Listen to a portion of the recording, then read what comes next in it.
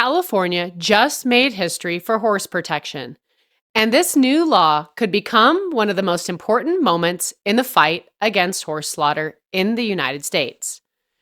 Governor Gavin Newsom has officially signed Assembly Bill 128 into law, creating stronger protections for horses sold through auctions and increasing transparency in an industry that critics say has operated in the shadows for far too long. Supporters are calling it a landmark victory for animal welfare, while others say it could completely reshape how horse auctions operate, not only in California, but potentially across the entire country. But what exactly does this law change? Why are horse advocates celebrating this bill so passionately? And could this become the beginning of a nationwide movement to protect American horses from slaughter? Today, we are breaking down everything you need to know about California's new horse protection law, the controversy that helped spark it, and why this issue has become one of the most emotional and divisive debates in the equestrian world. And trust me, the deeper you look into this story, the more complicated and emotional it becomes. Should every state adopt laws like this, or are there bigger issues that still need to be solved? Let's dive in. For many Americans, horses occupy a completely different emotional category than most livestock animals. Horses are not just viewed as agricultural animals. They are companions, athletes, therapy animals, and symbols of freedom and history. They are animals people grow up dreaming about, bonding with, competing with, and sometimes spending decades caring for. For centuries, horses helped build civilizations. They carried soldiers into war, they worked farms, they transported families before automobiles existed. And even today, horses remain deeply woven into sports, recreation, ranching culture, and emotional human relationships. That is exactly why the issue of horse slaughter has remained so controversial for so long.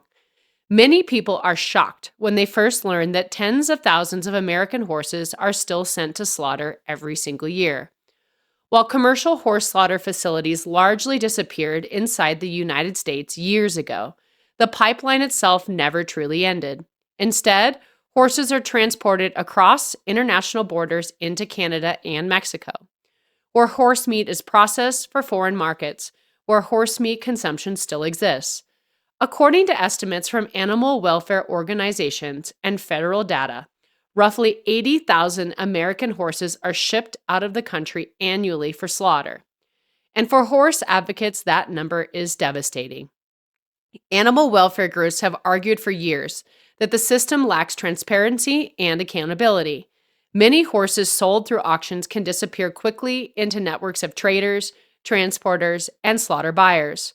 Once the horses leave an auction facility, tracking where they ultimately end up can become extremely difficult. Supporters of California's new law say that it is exactly the problem AB 128 was designed to address.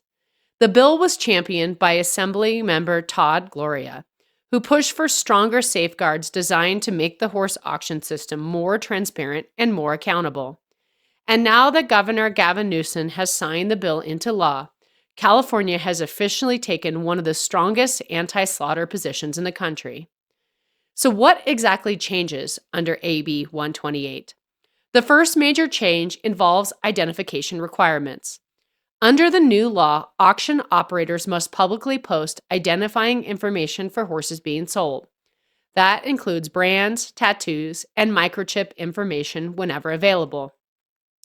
At first glance, this may sound like a simple administrative requirement, but supporters believe it could dramatically change how horses are tracked through auction systems. One of the biggest challenges in monitoring horse sales has always been identification. Horses can change hands rapidly, sometimes multiple times within very short periods. Without clear identification records, it becomes incredibly difficult for former owners, rescue groups, investigators, or welfare advocates to follow a horse's journey once it enters the auction system. Microchips and brands create traceability. That means rescue organizations may have a better chance of identifying at-risk horses before they disappear into slaughter pipelines. Former owners may have a greater opportunity to locate horses they once cared about, and investigators may be better equipped to uncover illegal or unethical activity. Supporters say transparency alone could save lives, but the law goes even further. AB 128 also requires auctions to maintain complete sales records and make those records transparent. Again, this sounds technical on the surface, but the implications are significant. For years, critics of horse auctions have argued that weak record keeping allowed slaughter buyers to operate with very little scrutiny. Horses could move through auctions with minimal documentation, making it extremely difficult to determine who purchased them or where they eventually ended up. Animal welfare advocates say that lack of visibility created dangerous loopholes. Now, California is attempting to close those loopholes. Under the new law, horse sales will leave a much clearer paper trail. And then there is perhaps the most controversial part of the legislation. Buyers must now sign a legally binding statement declaring that they will not sell horses for slaughter. That requirement has sparked enormous debate across the equestrian industry. Supporters say it represents a critical ethical boundary and creates legal accountability for buyers. Critics argue that enforcement may be difficult, especially if horses are resold later across state lines. But regardless of the debates surrounding enforcement, the message behind the law is unmistakable. California is taking a public stand that horses sold through auction should not be funneled into slaughter systems. And the timing of this law was not accidental. One of the biggest reasons public attention intensified around this issue was a troubling report involving the U.S. Forest Service and nearly 1,000 wild horses from California's Modoc National Forest. Reports emerged that the Forest Service planned to sell large numbers of wild horses, raising fears among advocates that some of those animals could potentially enter slaughter pipelines. The story sparked outrage. Wild horses had an almost mythical status in American culture. To many people, they symbolized the spirit of the American West itself: freedom, resilience, survival, and history. The thought that federally managed wild horses could potentially disappear into slaughter systems shocked many people, both inside and outside of the horse industry. Suddenly, questions exploded online. What protections actually exist for these horses? Who was tracking them after the sales occurred? Could federally gathered horses really end up in slaughter pipelines? And many advocates reached the same conclusion. The existing safeguards were not strong enough. Supporters of AB 128 argue that this law directly addresses those concerns by creating stronger accountability measures and greater transparency throughout the auction process. For animal welfare organizations, this moment feels historic. Some groups are calling AB 128 one of the most important state-level horse protection laws passed in recent years. And many believe California could now influence national policy discussions.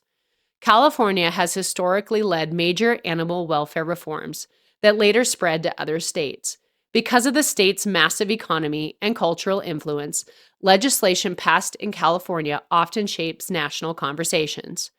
That is why many people are now asking an important question. Will other states follow California's lead?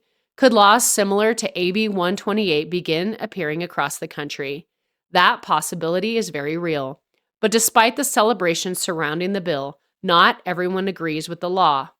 Some critics believe the legislation does not fully address the deeper problems facing the horse industry. One of the most common arguments involves financial reality. Caring for horses is extremely expensive. Feed costs continue rising. Veterinary care can cost thousands of dollars. Boarding fees are often overwhelming. Older horses or horses with medical problems may require specialized care for years. For some owners, especially during economic hardship, finding safe homes for unwanted horses can become incredibly difficult. Critics argue that unless broader systems improve, including rescue funding, affordable euthanasia options, retirement programs, and owner support, Restricting slaughter pathways alone may not solve the root problem. Other questions how enforceable the law truly is. How can authorities verify whether a buyer eventually resells a horse months or years later? How can California monitor horses once they leave the state? These are legitimate questions that continue fueling debate. But supporters respond by saying something equally important. The difficulty of solving a problem completely does not mean society should ignore the problem entirely. And they argue that transparency itself matters enormously. For decades, horse advocates have described the slaughter pipeline as a system hidden from public view. Horses could move through auctions and transport systems with very little visibility or oversight. AB 128 attempts to shine a light on that process.